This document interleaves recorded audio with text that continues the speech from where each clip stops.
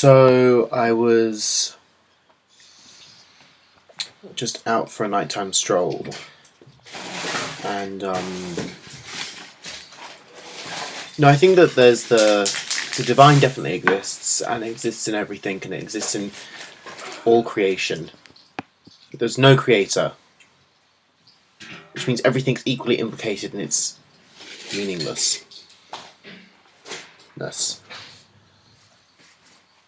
And and so I think it's, you should take it very seriously when you encounter any aspect of the divine. And I sat down, I was there, and I was like, why here? And it just felt right. And I looked down, and I encountered a slug, and I decided to get down and have a look at it. Just the very moment I did, there was an ant right there, bumping into it, and this interaction between the ant and the slug before it's very off is precisely what I am struggling with persistently. Everything I do, all the time, is totally like frantic, swarming, minuscule aspect, and then this like other, in comparison, great, slow, hulking, translucent conglomerate mass that leaves a stain wherever it goes. And I tried to pick it up, and its only defense was probably a slimy little gross ball. And it's like, how to marry them. No. Oh my grand thoughts.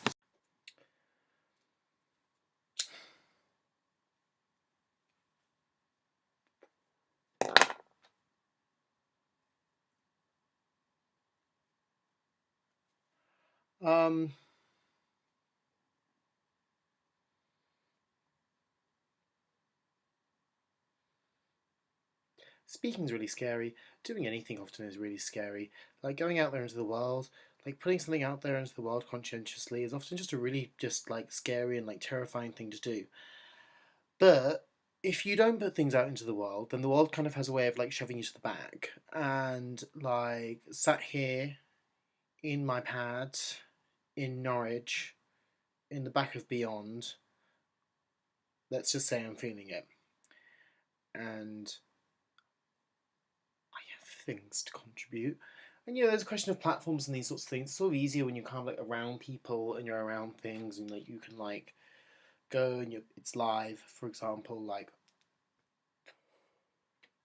a club and your friends are there, and like it sort of dignifies the whole scenario a little bit more, because there's people reacting to you and being like, yes, we love what you're doing, you should keep doing this. And then it's like you're sat around like this, it feels a bit sort of like you're self-stimulating, a bit like sort of kind of ultimately masturbatory.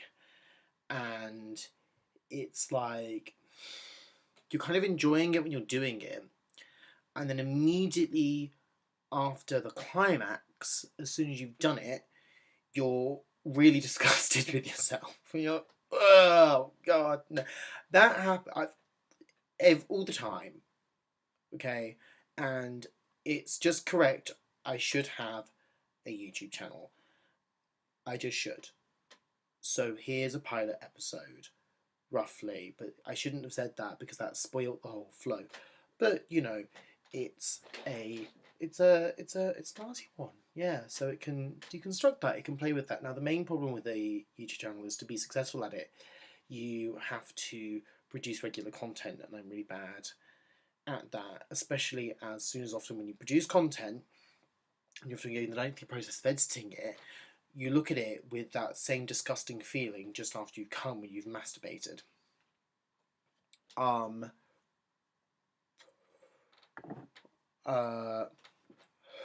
Why am I doing this? And you shut it all down, and you delete it or whatever, or it's just, or you leave it for so long because you mean to do it. By the time you come back to it, you're actually a different person, and you don't really stand by that. Whereas not really like, oh, I have to redo all of this, but then you've lost all that previous labour as well, and that's like happened like a lot. But I do have a point you know, I thought of it earlier on today, and it was a coherent point, and it was a useful thing, and I thought people would like it. Find it useful, and that's just basically, it's a very simple thing. It's just about having, you know, trying to make it too elaborate, but it's like, why is drag having a moment? In the sense that RuPaul's Drag Race is in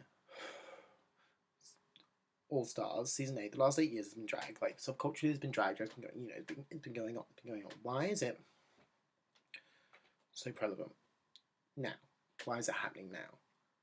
Just maybe.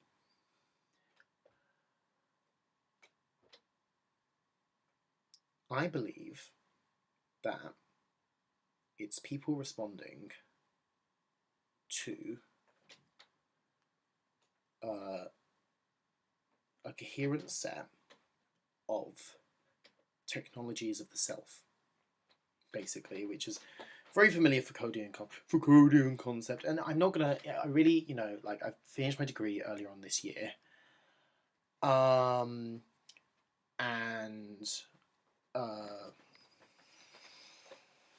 don't want to talk about it. And a really important thing to do, I feel, is to stop referencing academics that you read. Say that this is like, oh, so-and-so says this, so-and-so says, it makes you sound like a wanker.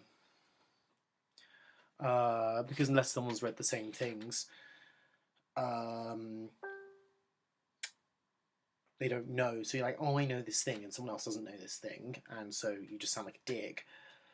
I'm like, because you're so superior. Or generally they have read something about it, and then they feel they need to stick their oar in, and you kind of are like actually mentioning their point on the way to your own point, and then it gets derailed along that way. So really, you should just say it's your opinion, and that's what I'm kind of going to. But I think the phrase technologies itself isn't really my own personal phrase, but it's actually, yes, it is, in relation to these things. Go from there. But how to make this simple? Right. Technology itself. Hypermodernity is another intellectual concept someone told me about. I can't remember, but I don't remember who told. I don't remember. I don't know. It's hypermodernity. It's basically about like the subject and so all the categories of meaning and identity that we use are really defined by modernity in the 20th century, and we live in the 21st century, and we live in postmodern times where everything's very fragmented, and we're, you know, it's like things aren't just things anymore in a certain sense, but then because people haven't really got a coherent answer for what they are, then they sort of say this very surface kind of like, oh, things are totally fragmented, da, da, da, da, da. But then because people don't really know what's going on, they go down to previous levels of meaning, and that's why things like the Great British Bake Off are so popular right now, because it basically is a kind of proto-fascist ideology. But that's not the point. But basically, it's kind of about nicer senses of belonging, modes of belonging. You know, it's like, hey, let's have cakes, and let's have bunting, and let's have twee things, and let's remember when people were independent before we had all these chains and things like that, you know, and stuff like that. And now that's a very kind of conservative, kind of a bit sort of ultimately regressive kind of style of response. But also there is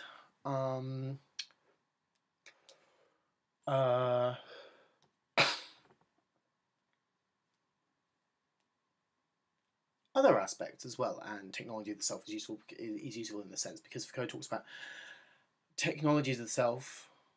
He was writing in the 70s, I think, or something like that. So it's like it's a real thing. But he sort of said all these different things, you know, the history of sexuality and these various things, and these various ways in a very technological sense of building the self. And now we get to drag. You see the building of the self. Now this is a wig that I made earlier on from just a really rubbish blonde bob, and some hair I got from PAX in the bargain bin. Because it was unwanted, because it's sort of silvery grey with blonde tips. It's a very peculiar colour of hair, but I think it works nicely here, and it's not finished, like, because right now it's just a bit too, it needs to be melded together a bit, but you know, inside a wig, a very useful thing actually, think about this, is like you have this vast technological array, and you can see where I've sewn in the extra hair as well. So you can see where this has been done in a very mechanistic way. I really try to avoid thinking about the ethics of sweatshops when looking at this, and I'm thinking of like all the hours, because I spent the hours I spent doing this, and the hours and hours of other labour in it. But that's another really massive thing, and I struggle about boundaries. So I don't want to talk about that right now, but I'm aware of it. But I want to talk about it because it derails from. Anyway. Because of the world unite. But anyway, the point is that this is a very technological array. You see, it's very static. It's like the hair in your head grows out in a spiral. It doesn't look like this. Look at this as a grid. I mean, this is get really like that's not the way it goes. I mean, now this also specifically has a flesh closure on top, so you have the ability, because it's an old theatre wig, to kind of play within it, so it does some like hairy things. Then this is thick enough around here, so that's kind of tasseling, looks kind of hairy, but then you know the rest of it, I mean, because it's very thick, so you can do that. So this wig is a bad example, but with a straighter wig,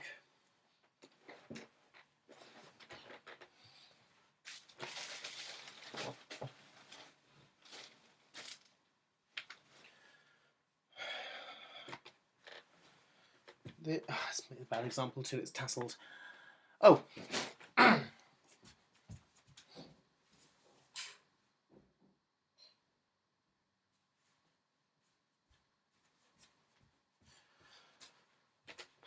Sorry, I pressed the button accidentally.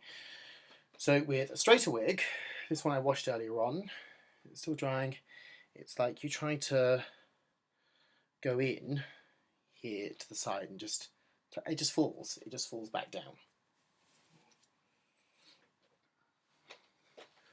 This is a bit like,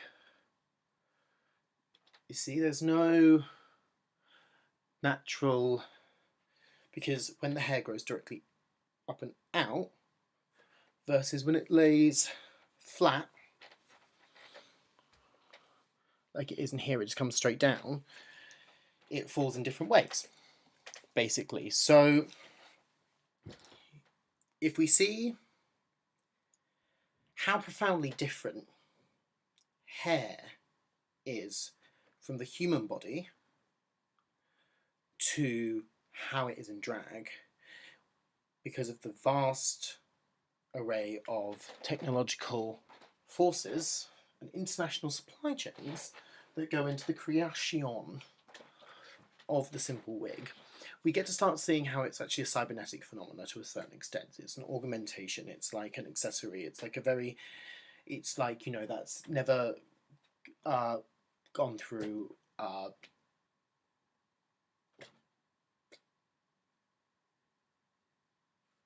the process of birth. Or nor cell division. Cell division, there's the Fibonacci spiral, these various things about how spirals are formed and stuff like that as they occur in nature. It's a very binary two-dimensional opposition. Now, it's a highly technologicalized phenomena, but it's also, drag has also existed for a long time. It's existed for a long time. There's a lot of structures of meaning and coherence and language and interpolation that occur within it. There are various resources, cultural resources, movies, things about Paris is Burning, for example, like not the least for Reading and Shade. Now, there are other really important cultural phenomena there, and white people are very quick to go to exploit and rend and rip and abstract from Paris is Burning. And there are really a lot of things I really, you know, there's a lot of things I could really say about, like, knowledge economies within Paris is Burning, which is maybe something for another time, because basically I'm just saying it's a cultural resource that is drawn upon. Now, in the drawing upon it, there are certain problematic aspects that occur, but also there's a head queen there in inch that's actually really not, even though a drag queen is actually playing a transsexual character, it's still a cultural resource, you know, that things exist. Okay, and in this fragmented time, when structures of meaning have been destroyed or taken away from us in many senses, people find comfort in this, and they can align these previous hierarchies and structures to create things like Drag Race, as RuPaul has done. And then from that, from all those millions of hours of labour that have gone into the creation of linguistic economies, performance economies, aesthetic economies, that have been correlated and synthesised into something. But there's many other synthetic plateaus nearby that can be accessed with relative ease given the internet. But that, which has so many other things, it's technology and stuff. Now, I think about sports goth. Okay, so sports goth is like a contemporary aesthetic phenomena that's also very heavily involved in technologies of the self. Okay, first and foremost, spandex and sportswear. And these lines, they're very Adidas, the white lines, these like bold black, white, binary, digital phenomena. You know, and various styles of music as well that have come across, been evolved out of various technologies. It's the same vibe as drag. There's lots of people who do drag who are responding to drag right now, and this reinvention. I think that people have always responded to aspects of this, but I just think it's having a moment right now because we're in the very nascent birth situation of the 21st century. You know, when people talk, like, people don't talk about centuries anymore. Like sort of, yeah, they just, I just not really seeing it. It's like the 20th century. People are like, oh yeah, the 20th century. Oh, the new millennium, the turn of the century. All these things. You know, it's like we're in a cultural time when people are really struggling, and there's things coming out. There's 3D printing. Media is being deconstructed like never before. Drag Race stars, really interestingly, very capable of responding with social media and actually rely on it very heavily. And so there's very basic interaction. That isn't the same with classic notions of, say, a star, a Hollywood star. Robert Pattinson, for example, is a 21st century Hollywood star. He doesn't have, you know, in the sense that obviously there's various things about that you can argue with and stuff, but what I really mean is a Hollywood blockbuster, gargantuan scale contracts, money, finance, agents. It doesn't have social media, on Twitter, for example. It just goes off, does its own thing. But, you know, I saw, you know, recently people be on the red carpet or something like that, and they'll take phones and they'll take selfies and they'll take panoramas, and I don't make a habit of looking at red carpets, but I also can't particularly see, say, Rihanna doing that because she's a megastar. She's a megastar. She worked really hard for the last like 10 years. And so she doesn't need to go and put in the extra effort to go and take someone's phone and take a panorama shot for them in a scenario where there's hundreds of thousands of cameras flashing at you and people screaming at you and everyone trying to get your attention. It would be very traumatic and like, thing. But Drag Race stars do, and drag stars and alternative millennial queer media celebrities do, because I think there's lots of things about, because queer people are persistently, systemically forecluded from universal mainstream celebrity through various mechanisms. This more DIY approach, that is a less regulated one, really favours it. And there's just, you know, I just think that maybe I've probably said everything that's important and there's maybe more to say, but I'm really learning a lot about boundaries and people's boundaries and how much people can take on board and how much information they can take on board, and also my own, because it's kind of, it makes a lot of sense to me, but then kind of like imparting it, I then lose the same coherence, because then it's just running around in your head again and again and again and again. It's just a masturbatory event, but one in which you're never confronted with it. It's like edging.